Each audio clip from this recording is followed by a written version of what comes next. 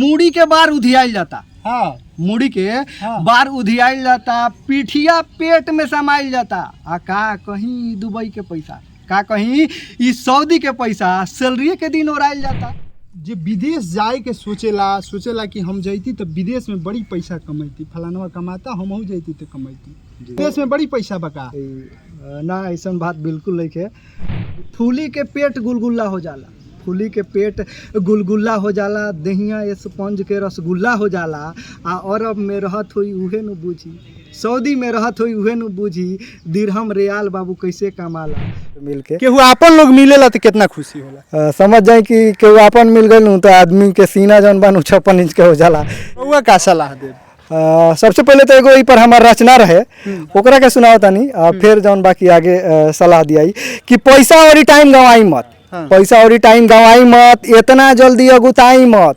आ जाए के बाटे सऊदी बा दुबई, जाए के बाटे सऊदी बा दुबई तो एजेंट के पास जाई मत। अभी शम्स जमील जी हमरा साथे बानी जौन की सऊदी कमाए खातिर गई रहनी हा, और सऊदी के सारा खबर अपना कविता के माध्यम से पूरा देश के सुनौनी है, और सोशल मीडिया पे आज पूरा वायरल होतनी। आज अपना मुल्क आ गई बनी, मुल्क आइला के एगो चिन्हासी देखी बहुत बड़ा की चेहरा पर मुस्कान बावे।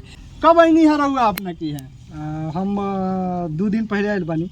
बहुत बहुत शुक्रिया राउर इतना स्नेह देवे खातिर, भेंट करे खातिर। हाँ बाकी चलता बस रउआ लोग इनके दुआ आशीर्वाद बा कि आदमी बेहतर कर रहल बा अपना माई भाषा खातिर, अपना भोजपुरी भाषा खातिर। चूँकि एगो ऐसा समय रहे हाँ जबकि भोजपुरी में लोग जौन बा कि कुछ करे से डेराला। भोजपुरी में इतना अश्लीलता फैल गई बा हाँ कि हमनी के जे भी भोजपुरी साहित्य खातिर काम कर रहल बा, भोजपुरी साहित्य में काम कर रहल बा, ये लोग डेराला कि हमार कंटेंट के गान आगे बढ़ी। हाँ चूँकि अश्लीलता के भारी स्तर पर ट्रेंड चलता। हाँ तो तकरीबन 2-2.5 बरिस पहले लिखा था नहीं हम बहुत पहले से, हाँ 2-2.5 बरिस पहले जौन बाकी पर काम शुरू कैली आ कहनी कि ना हम ये ट्रेंड के जौन बाकी तोड़े। हाँ वो सफ़र जौन आज से 2.5 साल पहले शुरू भई रहे, आज चल रहा बा। अच्छा ये बताई, रउआ तो विदेश गई रहनी कमाए खातिर, लेकिन ओइजा जाके कवि बन गई जी। लेखन के काम बहुत पहले से होता है हमार, तकरीबन 10 बरिस पहले से। हाँ बाकी ओकरा के मंच देवे के काम हम 2.5 बरिस पहले शुरू कैले रहनी। हाँ एगो रचना तैयार कैले रहनी कि दुबई में बाप पैसा झाड़ता। ऐसे ही रचना कुछ खास ना रहे, बाकी लोगन तक जब रचना चौंपल तो लोग स्नेह देवे लागल। बड़ा स्तर पर वो वायरल भइल। तब से लोग जौन बाकी मित्र बंधु जे भी रहे बड़ा प्रशंसा कइला, कहलो कि ना ई एकरा के असही बढ़ावे के बा, अपन जौन एगो व्यथा बा ओकरा के रचना के रूप दे के आगे बढ़ावे के काम कइला के जरूरी बा।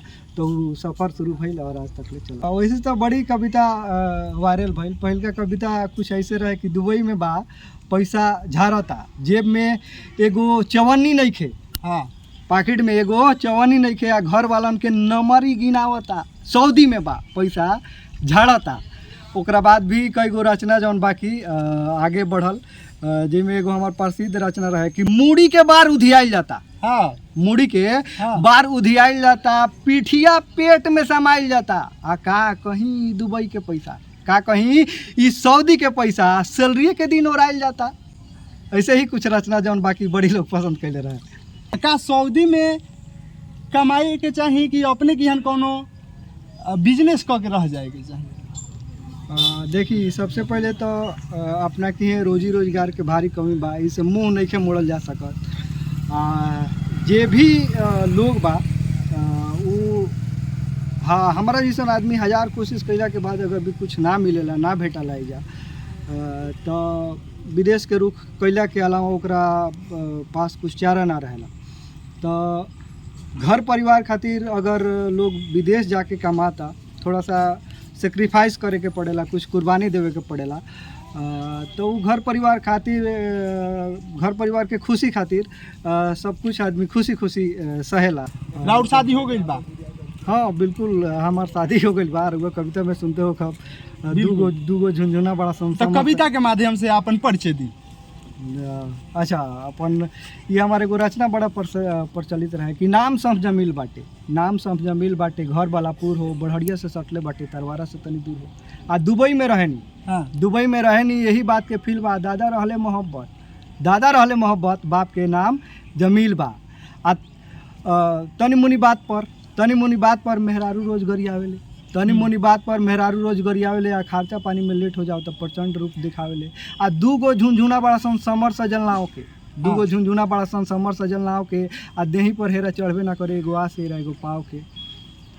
ऐसा कुछ रचना रहे। बहुत बहुत शुक्रिया।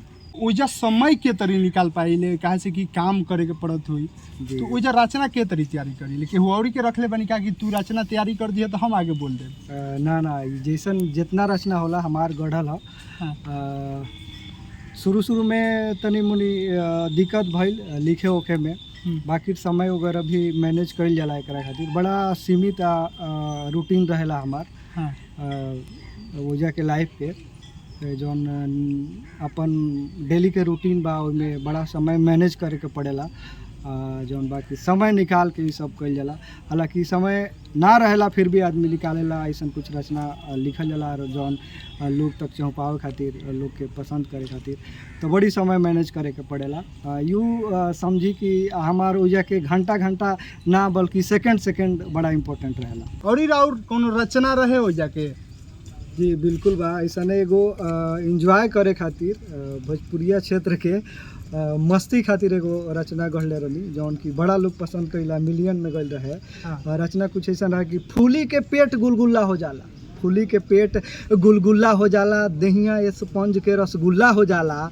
आ अरब में रहत हुई उहे न बूझी, सऊदी में रहत हुई उहे न बूझी, दिरहम रियाल बाबू कैसे कमाला। पहले शौचालय खातिर लाइन में लागो, अच्छा। पहले मैदान खातिर लाइन में लागो। आ छूट जाई बस भैया जल्दी से भागो। आ 10 घंटा चैन मिले ना तहरा, लागल रहेला फोरमैनन के पहरा। आ गलती से हो जाओ अगर कोनो मैटर, अच्छा। गलती से हो जाओ अगर कोनो मैटर, हाथ में मिल जाला वार्निंग के लेटर। आ अपना घर परिवार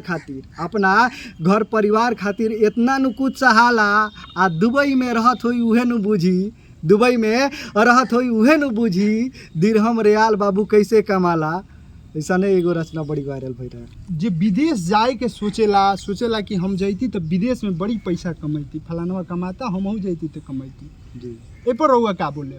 जी ऐसा नहीं, विदेश में बड़ी पैसा बका ना, ऐसा बात बिल्कुल नहीं है। पैसा कमाए के पड़ेला, एहू जब पैसा बा अगर कमाइल जाओ तो। बाकी यहाँ तनी कम स्तर पर बा पैसा, रोजगार इहों बा, अगर ढूंढल जाओ काम कल जाओ तो पैसा एहू जब बा, ऐसा बात नहीं है। बाकी